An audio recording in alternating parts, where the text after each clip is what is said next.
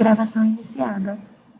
Obrigada, Tainá. Então, dando continuidade à sessão do dia 4 de agosto, na parte da manhã, retornamos, então, para o julgamento do processo item 3 da pauta, Unibom, a recorrente à Fazenda Nacional, também de minha relatoria.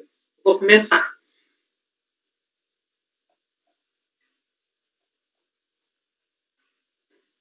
Fazenda Nacional recorre a este colegiado por meio do recurso especial de folhas 698, contra o acordo 1101.00171, proferido pela primeira turma ordinária da primeira Câmara da primeira sessão do CARF, em sessão de julgamento realizada em 26 de agosto de 2009, que decidiu por unanimidade de votos dar provimento parcial ao recurso voluntário do sujeito passivo para excluir a exigência da multa de ofício isolada.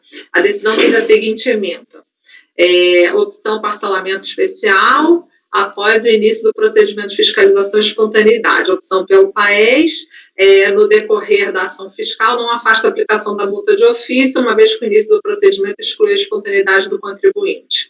Multa isolada por ausência de pagamento de CSLL com base estimada mensal, falta de transcrição de balancetes. A hipótese de aplicação de multa isolada, prevista no 44 da 9430, pressupõe falta de insuficiência de pagamento da CSLL, o que não se comprova tão somente com o descumprimento da obrigação acessória de transcrever os balancetes no livro diário. Síntese fática, então, trata o presente processo de auto-infração contribuinte em referência CSLL dos anos 98 a 2003, de acordo com o auto de infração e com o termo de encerramento da ação fiscal, as folhas constam aí do meu relatório, o lançamento decorreu das seguintes irregularidades: diferença apurada entre valores escriturados e valores declarados pagos nos anos de 98 a 2003, falta de recolhimento da contribuição incidente sobre a base de cálculo estimada dos meses de 99 e 2000. Mantida a exigência pela autoridade julgadora de primeira instância, manejou o sujeito passivo voluntário apreciado e julgado pela então primeira TO da primeira Câmara da primeira sessão do CARF, que lhe deu parcial provimento apenas para exonerar a exigência da multa isolada. Intimada da decisão, em 22 de março de 2010, a PGFN apresentou 24 de 3 de 2010, recurso especial em que alega que o colegiado ACO teria dado à legislação tributária interpretação divergente de outras normas do Conselho de Contribuintes no tocante à exclusão da multa isolada, indicando como paradigma o acordo 108.08271. Nas razões para a reforma do julgado, defende que a multa isolada foi aplicada em face da falta de recolhimento do imposto determinado sob a base de cálculo estimada nos anos calendário de 99 a 2000 e que não foram localizados no diário as transcrições dos balanços ou balancetes de suspensão ou redução do imposto, como determina o 35 da 8981 de 95. Observa que a lei autoriza a suspensão ou redução do pagamento do imposto devido em cada mês, exigindo como contrapartida que o contribuinte faça a demonstração dos valores por meio de balanços ou balancetes mensais e que, em caso de desrespeito a essa regra de recolhimento ou prova de sua suspensão, deve ser aplicada a multa estipulada no 44 da 9430. Requer, ao final, o provimento do recurso para reformar o acordo recorrido no ponto em que determinou a exclusão da multa isolada. O recurso teve seguimento nos termos do despacho de folha 7247/2000. O sujeito passivo teve ciência da decisão, do recurso da PGFN, do despacho, e apresentou contrarrazões em que, em sucinto arrazoado, pede o não provimento do apelo. Em que pese a tempestividade da peça, aí eu entendo que o recurso também, nesse caso, não deve ser conhecido. Como constou do relatório, o presente processo trata de auto de infração que exige da contribuinte em referência CSLL dos anos calendário 98 a 2003, em razão de duas infrações: diferença apurada entre valores escriturados e valores declarados pagos no ano calendário 98 a 2003, apenada com multa de ofício de 75%. Falta de recolhimento da contribuição incidente sobre a base de cálculo estimada em meses dos anos calendários de 99 e 2000, apenada com a multa isolada de 75%. A decisão recorrida exonerou apenas a segunda infração, a exigência de multa isolada de 75% por falta de recolhimento das estimativas de CSLL lançadas sob fatos geradores ocorridos em alguns meses dos anos calendários 99 e 2000, em razão de se considerar equivocadamente que a exigência teve por fundamento o descumprimento pelo sujeito passivo de determinação legal que exige a transcrição de balancetes mensais. no diário, ou seja, para o colegiado ACO, houve mero descumprimento de obrigação acessória, o que não seria razão suficiente para ensejar a aplicação da multa isolada. Todavia, o auto de infração e o termo de verificação fiscal a ele anexo demonstram, de forma clara, que a multa isolada foi aplicada em razão da completa falta de recolhimento da CSLL determinada sob base de cálculo estimada nos meses de setembro de 99 a dezembro de 2000. Isto se deu porque o sujeito passivo, tendo optado pela apuração do IRPJ e da CSL com base no lucro real trimestral, encontrava-se sujeito a recolher mensalmente estimativas de IRPJ e CSLL ou comprovar que se encontrava desobrigado desses recolhimentos mediante a apresentação de balancetes de suspensão e redução transcritos no diário. Nesse contexto, esclareceu a fiscalização que os balancetes apresentados sequer poderiam ter essa denominação, porque registraram apenas contas de receita, o que também foi constatado pela decisão de piso. Nesse livro balancete, assim denominado pelo sujeito passivo, encontravam-se indicadas as receitas mensais dos meses de setembro a dezembro de 99 e de janeiro a dezembro de 2000, que serviram de base para que a auditoria efetuasse o cálculo das estimativas. A ausência de transcrição dos referidos balancetes no livro diário foi apenas a constatação de mais uma irregularidade, mas não foi a motivação da exigência da multa isolada.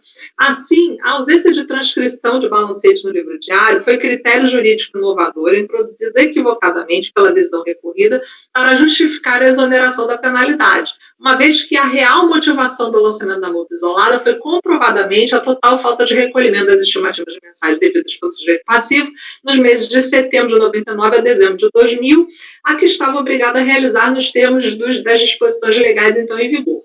Daí porque não encontra aplicação no caso a inteligência da súmula 93.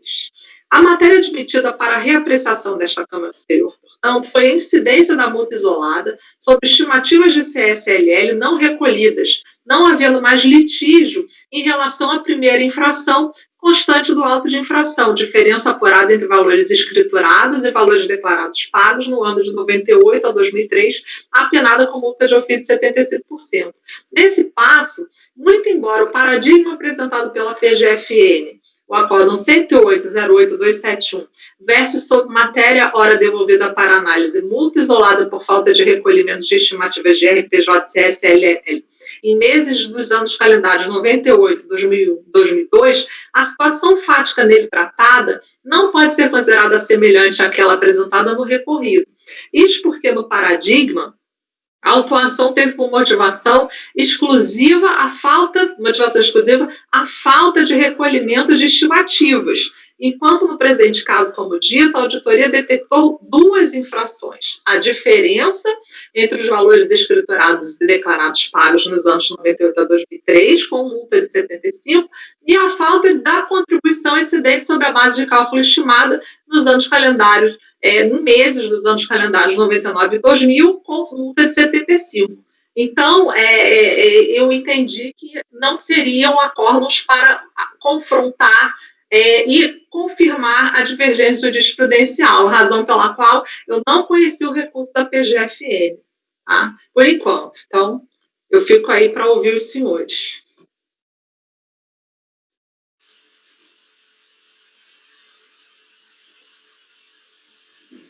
O conselheiro André vai querer. A doutora Lívia pediu a palavra, eu vou passar para ela, tá? Antes do senhor se pronunciar. Pois não, conselheira. Só também tem, parece que o recurso, ele está querendo reformar, contrário à súmula 93, porque, então, antes de toda a análise, né, na linha da doutora Viviane, para economizar até toda uma análise dos paradigmas e tal, o recurso está pretendendo dizer que a falta de transcrição no diário acarreta a multa. E a súmula CAF 93 diz que a falta de transcrição no diário não justifica a cobrança da multa isolada. Então, só aí eu já não conheceria, independentemente de toda a análise da divergência. Né? Só não sei se a relatora gostaria de colocar também, aí, de acordo com isso, eu iria no voto pelas conclusões ou pelo mérito. Não, no caso, conselheiro, deixa eu só trazer aqui.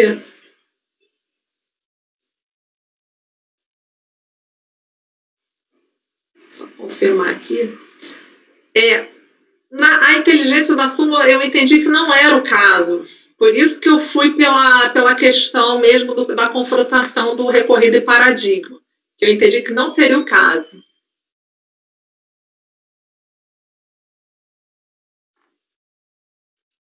Conselheira Edeli. A gente fica com um problema formal, né? Porque o recorrido realmente exonerou por conta entendendo que a acusação era de falta de transcrição de balancetes. E como a Procuradoria não embargou, né, para que o real fundamento da acusação fosse feito, esse é o fundamento que está no recorrido. Então, eu concordo com a conselheira Lívia, formalmente é válido não conhecer do recurso especial, já que ele confronta um entendimento de... Eu só não terminei ainda de ler aqui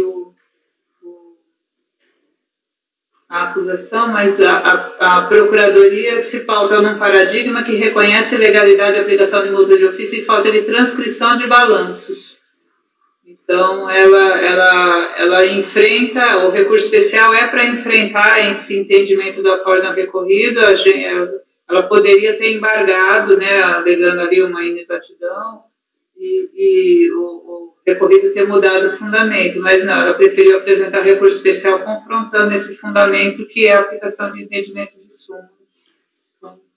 Então, acho que eu conduziria meu voto também por não conhecer em virtude da súmula 93. Conselheiro André, o senhor já está preparado para votar? Só mais um instante, 2 minutinhos. Okay.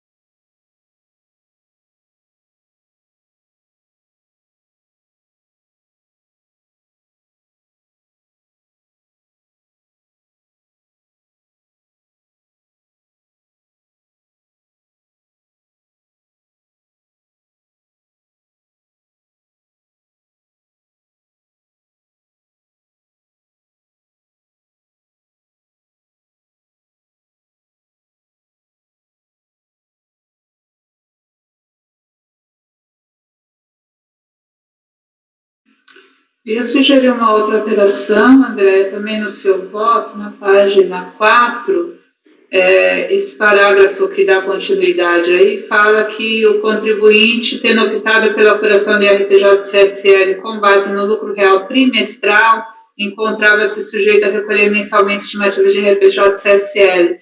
Na verdade, a fiscalização, ela autuou vários anos calendários, e esse 99.2000, a apuração era anual. A apuração trimestral aparece nos outros anos, e aí, inclusive, ele não faz a exigência da multa isolada de falta de recolhimento estimativa. Você está falando do segundo parágrafo? Não, do parágrafo, na folha 4, numeração superior, o parágrafo que tem continuidade da página seguinte. Ah, tá. A terceira linha está trimestral e, na verdade, períodos aqui é anual. Ok. Todavia, o auto de infração, ele anexa a multa isolada aplicada completa falta de recolhimento, tendo em vista a base de cálculo estimada dos meses de setembro a dezembro de 2000. Isto se deu porque o sujeito faz pelo lucro real com base trimestral. Tá, tudo bem.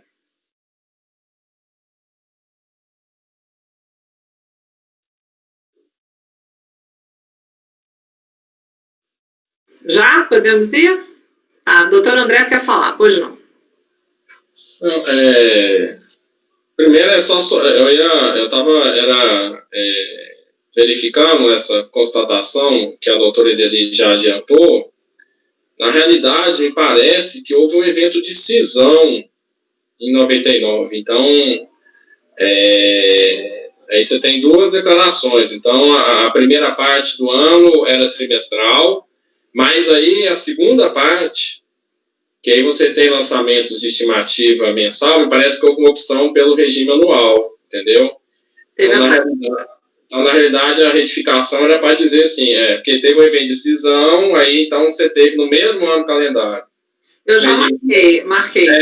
Um trimestral, e no último trimestre parece que aí foi anual, até o fiscal ele consigna isso no termo de verificação. Ele fala, teve a cisão, aí depois da cisão teve opção pelo regime anual, por isso que está sendo feito o lançamento, né? Então, em relação à divergência, eu concordo com a divergência colocada, senhora presidente, que se concretizou aí no mundo jurídico aí, no contencioso, foi esse entendimento. O recorrido, ele aplica um racional contrário ao da súmula, né? Então, como razão de decidir, né? Então, me parece que aqui seria, sim, possível estar aplicando o regimento para poder não se conhecer do recurso, tá? Nos termos do que foi colocado pela doutora Lívia e ratificado pela doutora Edeli, tá? Então, abro a divergência nos termos colocados pela conselheira Lívia. O senhor abre divergência para votar pelas conclusões. Não, porque o senhor está votando comigo. Que não está conhecendo. Eu não estou conhecendo. Então é isso. Na verdade, então, retificar. Porque eu fiz uma análise, eu fui mais além, eu fiz uma análise dos paradigmas. Eu não precisaria, talvez, entrar na análise profunda dos paradigmas, porque a gente já tem a súmula, mas aí eu entendi que deveria entrar. Então, essa é a divergência. A doutora Lívia está votando comigo pelas conclusões em função de eu não aplicar de pronto a súmula 93. Tá, eu retifico. Mas o racional é esse. Retifica aqui, realmente, porque eu estava atento aqui, eu estava verificando a questão. E realmente eu achei peculiar ali a questão de falar que era trimestral e o lançamento estimativo. Aí eu fui investigar e acabei me atendo nesse aspecto aqui, tá? Mas acompanho a relatora, então, pelas conclusões aduzidas pela conselheira Lívia, retificando aí o voto, tá bom? Ok, conselheira Lívia. Conclusões, acompanhando a doutora André. Ok. Conselheira Edeli. Também acompanho pelas conclusões. Eu vou ter que botar a súmula 93. Conselheira Amélia. Eu também acompanho pelas conclusões. Conselheira Viviane. Também pelas conclusões, lembrando a questão do parágrafo 3º do artigo 67, né, que não conhece porque o recorrido está de acordo com a súmula, no sentido da súmula. Conselheiro Tozelli. Eu também acompanho pelas conclusões, presidente. Conselheiro Caio. Presidente, pelas conclusões igualmente. Então eu vou colocar, tá? Já que, né, a conclusão é essa, então concordo de botar a súmula 93 e não conheço pelo artigo 67, parágrafo 3º do RICARF, ok? Então, não conhecido por unanimidade, e aí as conclusões, então, por conta da súmula 93, de acordo com o artigo 67 do RICARF, parágrafo 3º, ok? Então, podemos continuar, né? Então, vamos para o item 4 da pauta. Posto Cidadela, Petróleo e Comércio de Serviços. E a recorrida é a Fazenda Nacional. Então, está na pasta já, pessoal.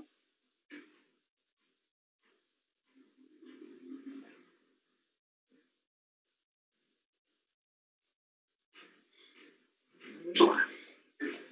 Trata de recurso especial interposto por Posto Cidadela, Petróleo, Comércio e Serviços Limitada, em face do acordo 1802-00742, proferido pela segunda turma especial da primeira sessão de julgamento, por meio do qual foi negado provimento ao recurso voluntário nos seguintes termos.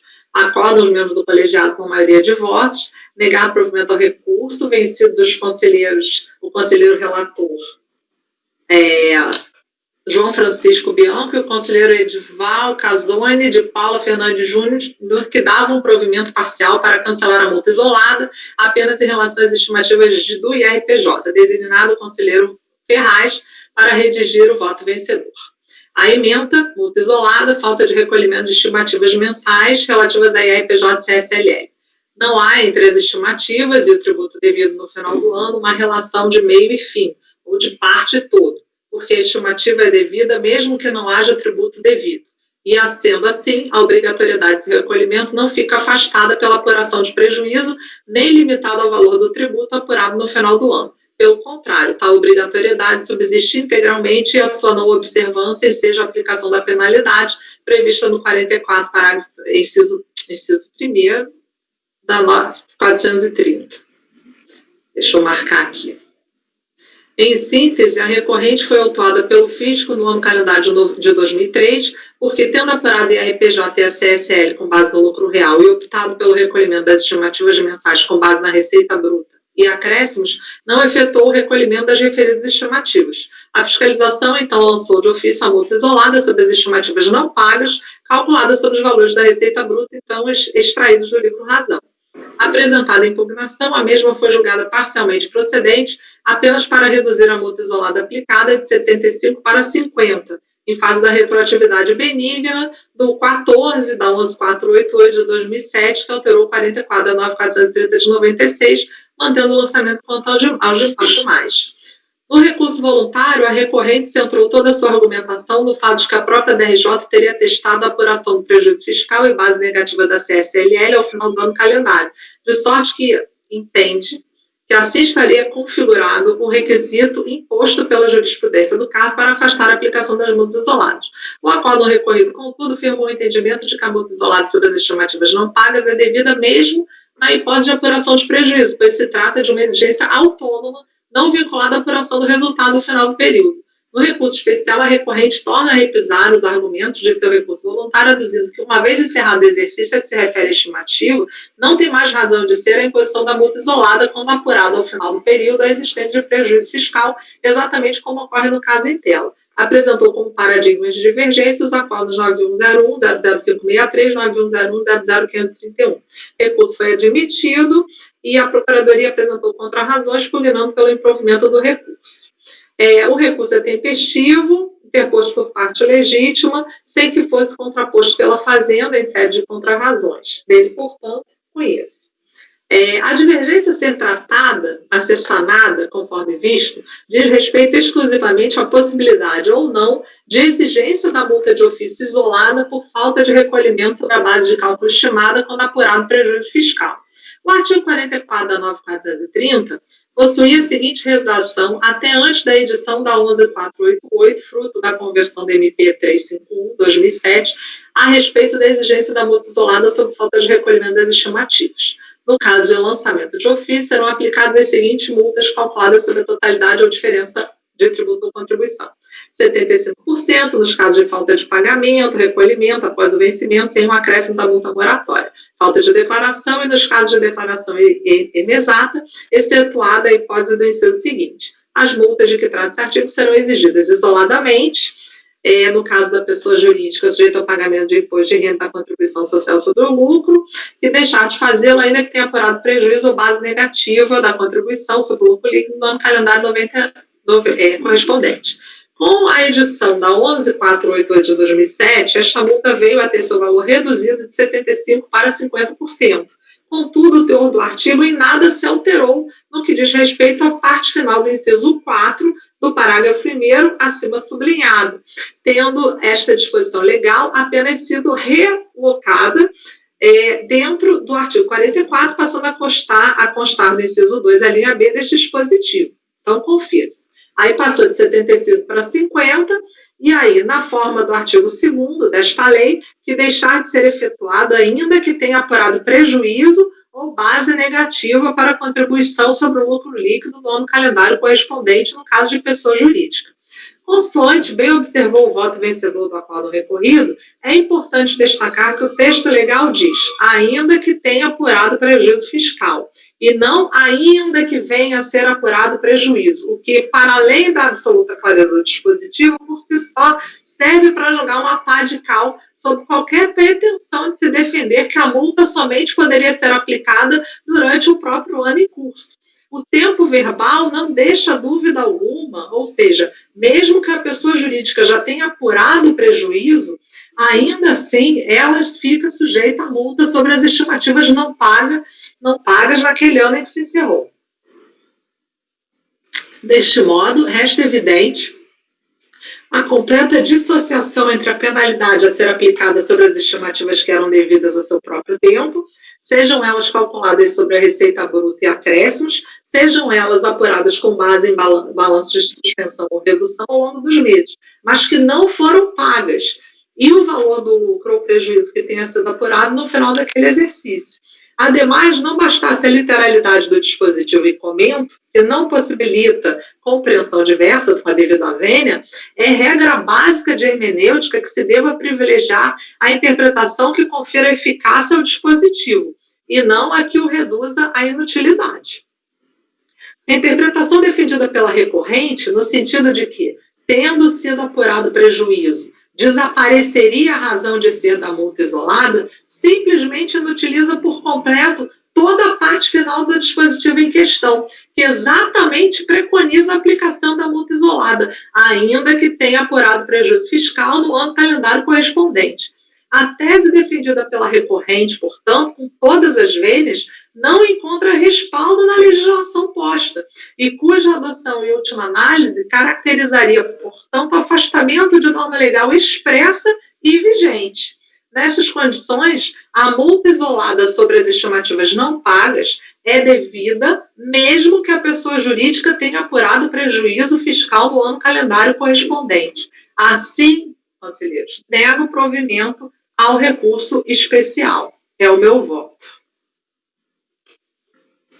Conselheiro Caio quer falar antes do conselheiro André. Ok, conselheiro Caio, pode falar. Muito obrigado, André. A única questão é que eu acredito que houve um pedido, esclarecimento, houve um pedido de vista da Lívia na última sessão. Chegou a ser votado? Esse processo não teve vista, não. Não, então, em outro que tratava de tese semelhante. Sim. Então, já pedindo a palavra, a tese que aqui, eu entendo que muitas vezes no recurso especial, né, o contribuinte pode trazer uma tese um pouco diferenciada, ou só um pedaço da tese, né?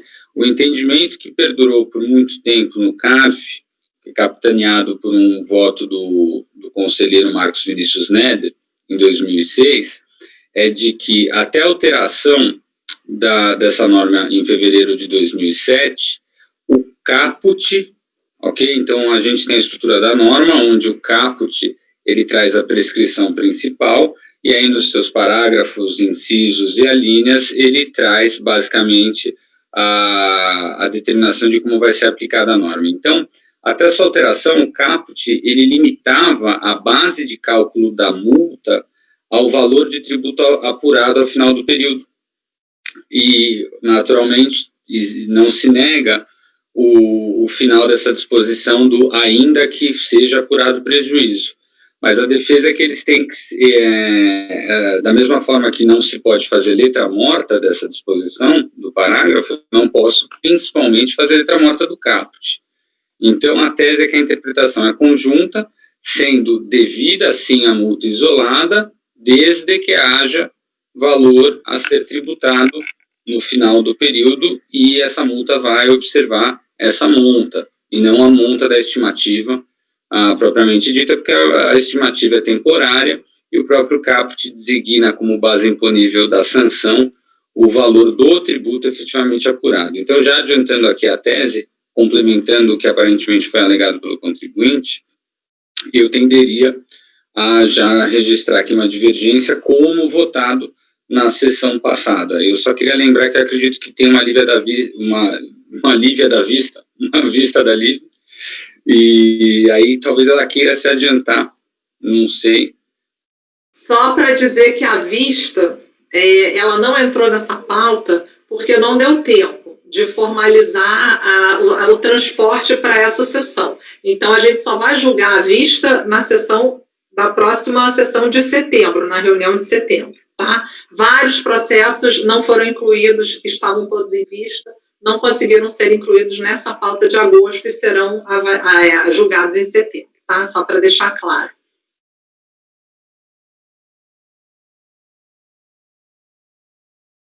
Conselheiro Tozelli e conselheira Lívia, só não vi a ordem, mas conselheiro Tozelli, primeiro as vamos, né? Conselheira Lívia, pode falar. Tá. Eu acabei fazendo a vista daquele processo, né, enfim, que essa questão da base de cálculo eu nunca tinha analisado com profundidade, e o que me chamou a atenção é que essa interpretação desse voto que durou muito tempo, ele fala, tá bom, eu devo no limite da base de cálculo, mas eu tenho que interpretar, da base de cálculo do ajuste anual. Mas se eu não tiver ajuste anual, eu pago a multa. Como? Porque eu devo no limite do ajuste, se eu não tiver ajuste, eu pago a multa, só que eu pago a multa e ela é zero, se ela está limitada ao ajuste. Então, essa interpretação, ela não faz sentido para mim. Eu não sei, eu fiquei ainda fazendo muito tempo pensando como que essa interpretação pode prevalecer? Eu não consigo entender, não sei se eu estou perdendo alguma coisa, mas não consigo interpretar que a base de cálculo seja limitada ou tem alguma coisa a ver com o ajuste anual, mesmo antes da redação, porque o dispositivo fica incoerente. Eu devo no limite, ou eu estou falando totalidade do tributo, e eu não consigo aplicar a multa antes do encerramento do ano calendário, porque eu não tenho totalidade do tributo, essa multa não seria aplicável antes do encerramento, porque eu não tenho ajuste, e depois do ajuste, se ela está limitada ao ajuste, se eu tenho prejuízo fiscal, a multa não é devida, mas o parágrafo 4º fala que ela é devida, mesmo que tenha prejuízo. Então, assim, então não faz sentido. Depois eu fiz uma declaração de voto, até apresento aqui, eu vou apresentar nesse processo também, só porque eu desenvolvo todo esse raciocínio para entender que mesmo antes da alteração, eu só posso entender que a base de cálculo da multa isolada é o valor da estimativa devida. Porque qualquer outra interpretação, ou eu estou fazendo letra morta do trecho final do parágrafo 4º, ou eu estou fazendo letra morta do caput. E enfim, tem toda uma arrazoada aqui para dizer que totalidade do tributo é aplicável num caso de um inciso, por isso que ele fala em totalidade, mas no caso desse parágrafo 4º, eu não estou falando de totalidade, eu estou falando só do valor da estimativa devida. Então, assim, só para não sei, só para colocar a questão aqui a debate, é que isso veio antes daquele processo, né? Mas essa questão da base de cálculo me deixou mais segura ainda dos meus votos anteriores, então não mudei minha posição de que a multa isolada ela é devida sim, mesmo antes ou depois, enfim, acho que nada mudou antes ou depois da alteração, sempre a base de cálculo foi o valor da estimativa devida, e aí, enfim, seja antes ou depois, ela é devida mesmo no caso de não haver ajuste anual, né? Conselheiro Toselli, depois conselheiro Caio. Por favor, conselheiro Toselli, pode falar. Eu também fiquei com muita dúvida na última sessão e acabei estudando também um pouco esse tema. E é um caso que a gente está acostumado quando tem antinomia, é a antinomia de normas que eu digo, textos de leis diferentes. Aqui, realmente existe uma antinomia dentro do próprio artigo 44, porque o caput fala em tributo ou contribuição devida, o que só existe no final do ano, em 31/12. Porém, o inciso 4º do parágrafo 1º fala que ainda que apurado o prejuízo fiscal. Isso é antinomia de normas. Qual que é a regra para você superar antinomias de normas? É a LINDB, lá, norma posterior, não é o caso aqui, porque está dentro do próprio dispositivo. E aí a técnica de interpretação manda o intérprete dar prevalência ao caput, como foi bem apontado pelo conselheiro Caio. E, para mim, a resposta que mais é determinante é justamente a alteração do caput por uma legislação superveniente, porque ele tirou a base de cálculo. Então, você vai falar assim, então por que o legislador colocou o inciso 4? Infelizmente, aí é o problema da técnica legislativa. O poder legislativo não é feito de especialistas em direito tributário. Aqui, para mim, é um exemplo clássico de um texto legal que ele é válido, vigente, porém ineficaz diante da antinomia com o caput dele.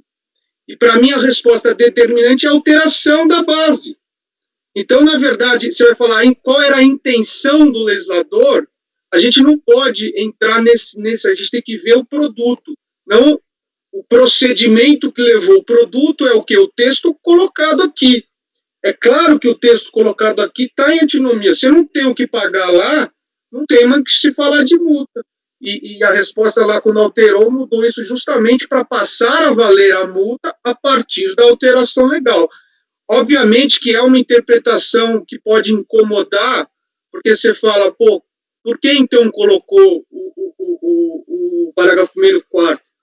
Mas, assim, vou voltar, quando tem antinomia dentro do próprio dispositivo, tem que dar prevalência para o caput.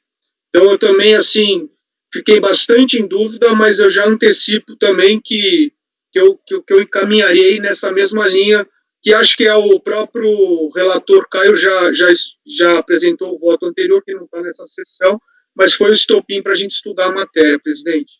Ok, conselheiro Caio, por favor. Perfeito. Eu entendo o desconforto dos demais, como o Toselli também trouxe. Muito, acho que até Toselli agradeço que esclareceu mais ainda a minha fala sobre a prevalência do caput em relação aos itens regulatórios do item normativo, né? E eu só gostaria de lembrar que o mesmo raciocínio, a mesma tese jurídica, ela rima, eu estou querendo lembrar isso principalmente para a conselheira Lívia, né? Ela rima a súmula CARF número 105. Então, até é exatamente por isso que muitos conselheiros entendem que a aplicação da súmula CARF 105, ela vem apenas até janeiro de 2007, né? Porque depois da alteração parou de haver a similitude de bases. Então, se você rejeita a similitude de base antes de 2007, por uma questão lógica, você também deveria rejeitar a procedência da súmula CARF número 105 e a própria teoria da consunção, ok? Então, eu gostaria de lembrar que essas teses são irmãs, né, quando não gêmeas, ok? Obrigado. Sim, mas a súmula de... Conselheira Lívia, deixa eu só lhe dar a palavra para organizar aqui. Conselheira Lívia, por favor, só está com a palavra. A súmula de observância obrigatória, então eu nem discuto o que levou à súmula, eu aplico a súmula. Então, eu sei que as teses são irmãs e eu continuo, e até por ter identidade de base de cálculo, eu consigo manter o meu voto também de aplicar o racional da súmula mesmo depois. Entendeu? Então, assim... Mas essa é a questão. Para mim, as bases de cálculo são iguais. Tá, deixa a Lívia concluir e aí eu passo a palavra para o Caio. Doutora Lívia, na verdade... Peraí, Caio, só um instantinho, deixa a Lívia concluir e eu passo a palavra para você. Tá? Concluir, doutora Lívia, por favor. Então, eu estou partindo da premissa assim, as bases de cálculo são iguais, essa era a premissa da súmula, por isso eu não posso aplicar a multa no final, que eu não posso aplicar a mesma penalidade, dupla penalidade para a mesma ausência de recolhimento, esse é o fundamento da súmula. Como as bases são iguais, mesmo depois a Lei 943, a alteração de 2007 só veio esclarecer a base de cálculo, que é a multa isolada, o racional da súmula não mudou. Ou tem alguma coisa incoerente no meu raciocínio? O que eu gostaria só de apontar é que, na verdade, você defendeu... Eu vou te dar a palavra. Desculpa. Só vamos manter essa dinâmica, tá? Por favor, pode falar. Se você está dizendo que a multa pelo não recolhimento da estimativa é calculada com base na estimativa devida, que pode ser diferente do final do ano como prejuízo, você está defendendo bases diferentes, Lívia. Bases iguais, então, para você ter coerência com a aplicação da súmula 105 após 2007, você teria que reconhecer que são bases diferentes. Então, era exatamente esse alerta que eu queria te fazer. Então, se você está reconhecendo que são bases iguais, você deixa de aplicar depois de 2007, entendeu? E da mesma forma, você não poderia aplicar a teoria da consunção, entendeu? Então, vamos supor que o contribuinte... esquece o exemplo do prejuízo, ok? O contribuinte apura uma estimativa, um exemplo absurdo, de 10 milhões de reais em janeiro, né? Ao longo do ano, esse adiantamento vai se mostrando indevido, porque vamos supor que apareceu um vírus, né? E nos outros meses aí o contribuinte foi tendo prejuízo. Aí no final do ano ele apurou R$1 de imposto de renda devido, sendo que a estimativa de janeiro é 10. Entende? Você tem aí bases diferentes. Se você for reconhecer que a multa de ofício de um eventual lançamento de imposto de renda devido, ela vai ter que ser a de 1, ok? Então, se você entende que... Então, basicamente, resumindo, eu entendi que a doutora está definindo bases diferentes, ok? Doutora Lívia, pois não. Sim, é isso. As bases são diferentes. A súmula, eu não posso discutir o mérito dela, eu tenho que aplicar. Se eu olho o contexto legislativo anterior à súmula e o contexto legislativo posterior à súmula, eu vejo bases diferentes nos dois.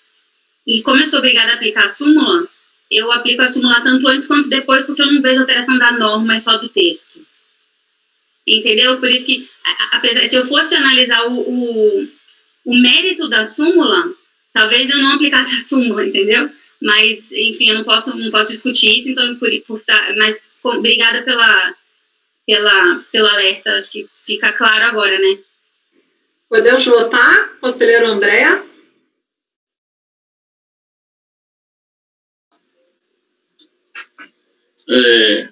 Primeiro, parabenizar os colegas pelo debate, muito rico, né? Muito rica a discussão aí. E aí, tecer algumas considerações aí em cima do que foi colocado, brevemente, tá? Primeiro, assim, só esclarecendo quanto à questão da súmula 105, a questão da súmula 105, até eu entendo que ela não se aplica, de fato, a fatos geradores anteriores, né? Mas, principalmente, doutor Caio, pela redação, a súmula 105, ela deixa muito clara qual que é o dispositivo, a redação do dispositivo. Tá? E a partir de janeiro de 2007, nós temos uma redação diferente. Tá?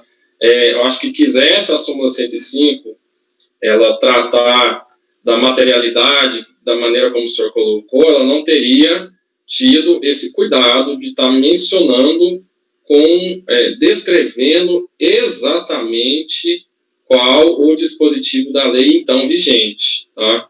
Então, assim, da mesma maneira que na lei as palavras não são postas ao acaso, né, eu acho que muito menos na súmula, tá? Então, é por isso que afasto a aplicação da súmula 105 a partir do ano calendário de 2007, por conta da própria redação da súmula, que me parece ser muito clara sua aplicação em face daquele dispositivo legal descrito vigente até 2006, tá? Nem entro na questão da eventual racional do princípio da construção, que teria sido, né, vamos dizer assim, a tese principal para se fosse construída aí o entendimento posto na súmula, certo? Então, é só para deixar claro, né, até para a gente não causar nenhuma confusão. Em relação à questão da estimativa, é interessante a gente colocar, porque parece que quando a estimativa ela é lançamento, ela não é tributo, né? Mas quando a estimativa ela é para ser aproveitada como crédito, ela acaba sendo considerada como tributo, né? Eu acho que é bom a gente refletir isso. A gente tem súmulas aqui, por exemplo, a 84 fala que estimativa maior é em débito.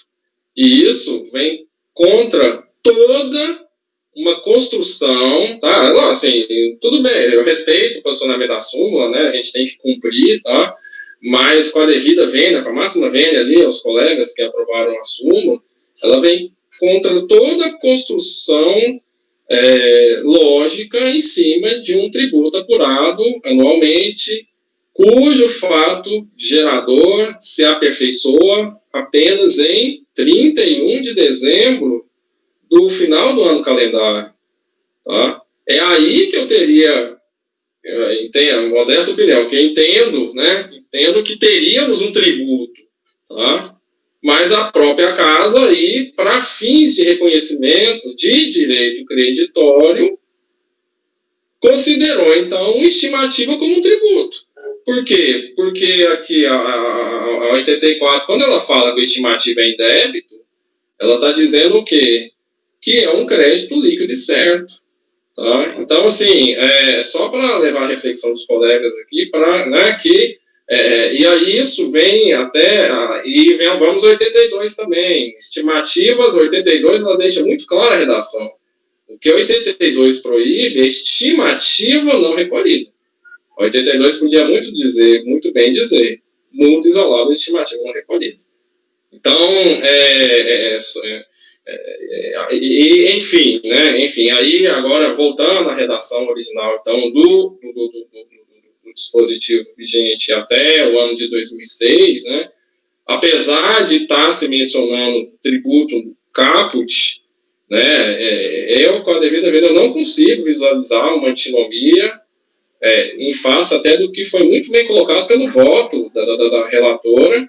Inclusive, o próprio legislador, ele fez questão de positivar ali a situação. Olha, inclusive, se houver prejuízo, inclusive, se, né, quer dizer, eu acho que na medida em que o legislador ele se preocupa com essa positivação, ele deixa, parece que ele deixa claro ali qual a situação que ele está sendo tutelado. Até, inclusive, doutor Tozelli, o legislativo, a confecção das normas tributárias do legislativo, ela leva em conta uma assessoria muito bem respaldada lá. Você tem consultores legislativos, concursados e consultores legislativos da área tributária, tá? Eles são consultores legislativos da área tributária que auxiliam na construção das leis, tá? De cada, né? Então, assim, não é bem assim, né? O legislador ali, ele não conhece tributário. Realmente, o deputado ali, é impossível se demandar de um parlamentar um conhecimento amplo de todas as áreas. Mas ele tem uma assessoria competente para tanto, tá? Para poder estar fazendo esse seu trabalho, tá?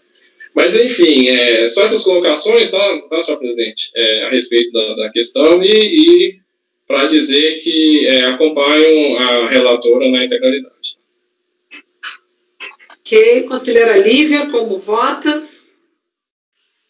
Só uma observação, a gente fez a observação aqui da concomitância, mas eu estou entendendo que não é o caso aqui, a gente está só, né, discutindo, tá? Aqui é só multa isolada após o encerramento do calendário, acompanho a relatora e vou apresentar a DV só para adiantar, acompanhando a relatora em todos os sentidos e só detalhando o meu voto, só para deixar, como isso veio antes daquela, né? Mas para deixar claro só o meu posicionamento. Ok, conselheira Edeli, como vota?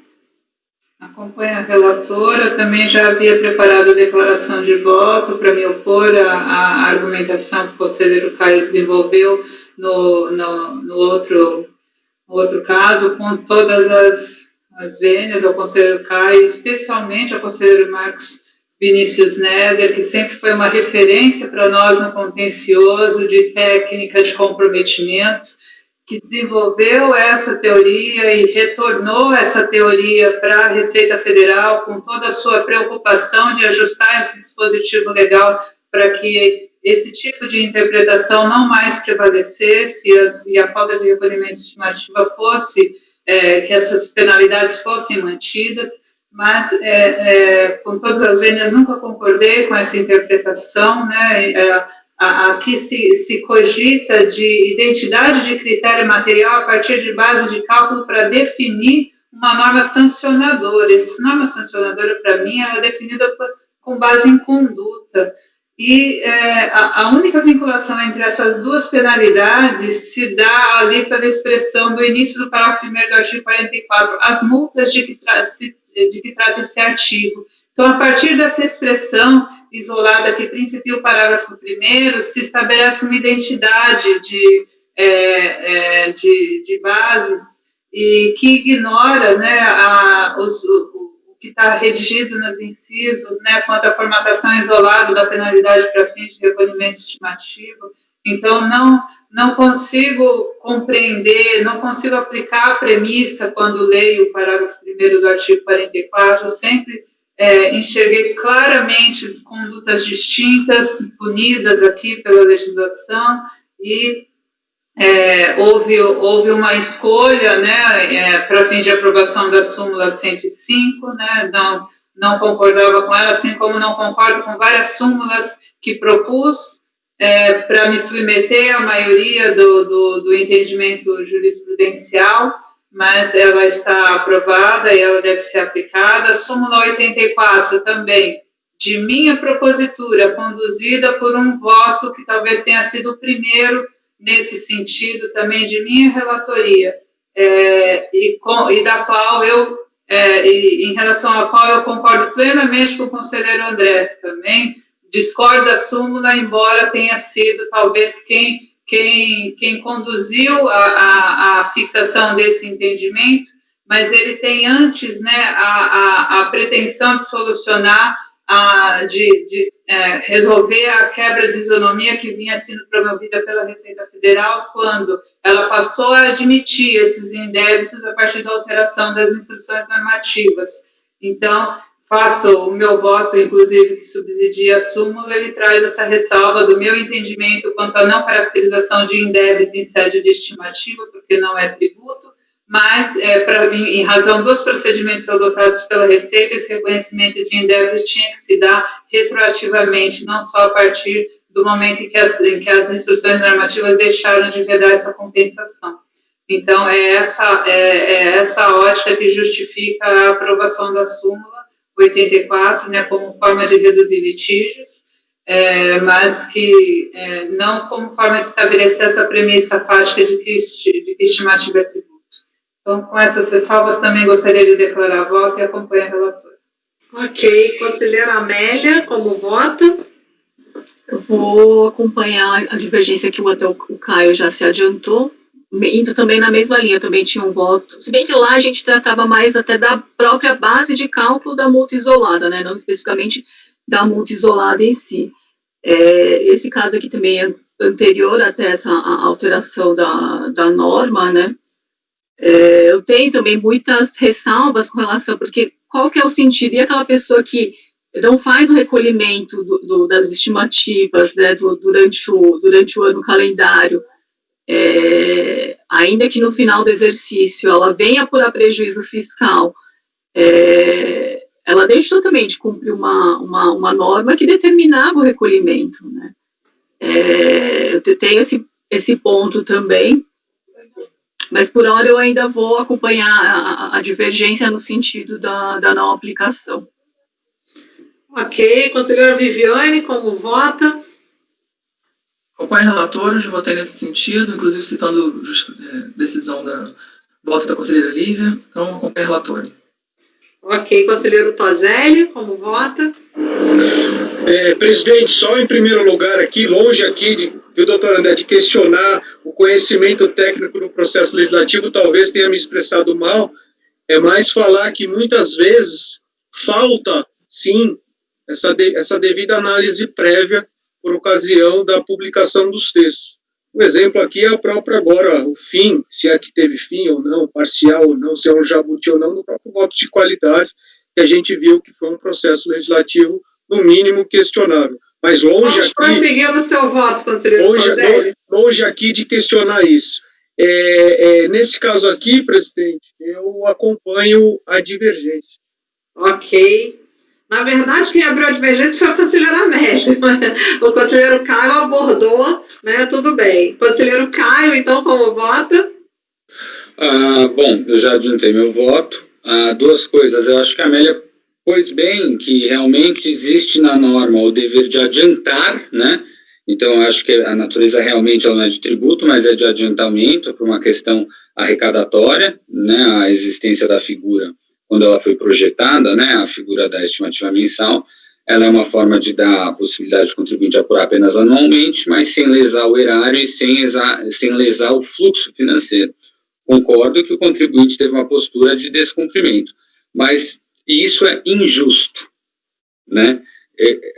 Só que a técnica legislativa para coibir essa injustiça acabou nos seus próprios termos minando. Então, eu quero esclarecer que eu também acho que existe sim um descumprimento do contribuinte, mas a forma do design que foi feita a norma acaba gerando esse confronto direto, essa colisão frontal de caput com um parágrafo, prevalece o caput. Então é uma questão técnica, não é uma questão de justiça, porque direito não se confunde com justiça, ok?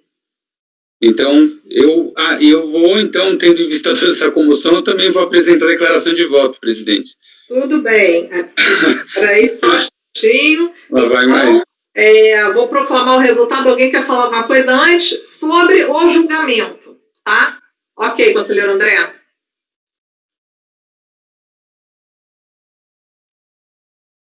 Tá sem microfone.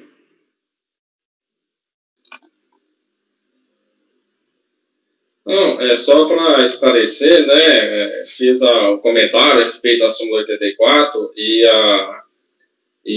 a edição da súmula 84 era inevitável, como a doutora Edeli colocou, né, em razão das circunstâncias aí, a própria Receita Federal se manifestando nesse sentido, e aí não haveria sentido um tribunal administrativo, né, no Poder Executivo, ele ali está ali debatendo ali um assunto em que o próprio órgão, a própria Receita Federal já estaria entendendo como pacificado. Então, assim, a gente até fica...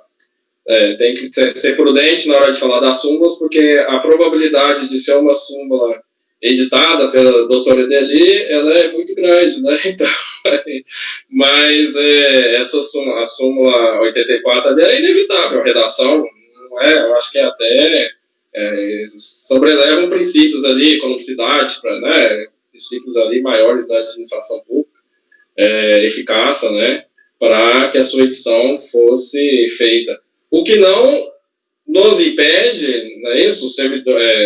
Nós temos aí uma autonomia funcional e técnica para contestarmos aí o entendimento, mesmo sendo um entendimento da Receita Federal, com todo respeito, mas nós somos aí servidores aí que temos essa autonomia para poder nos manifestar tecnicamente, eventualmente a favor ou eventualmente contra, né? Eu acho que é do nosso trabalho, tá? Então, é isso. E só completando que aí, só para complementar, em relação à questão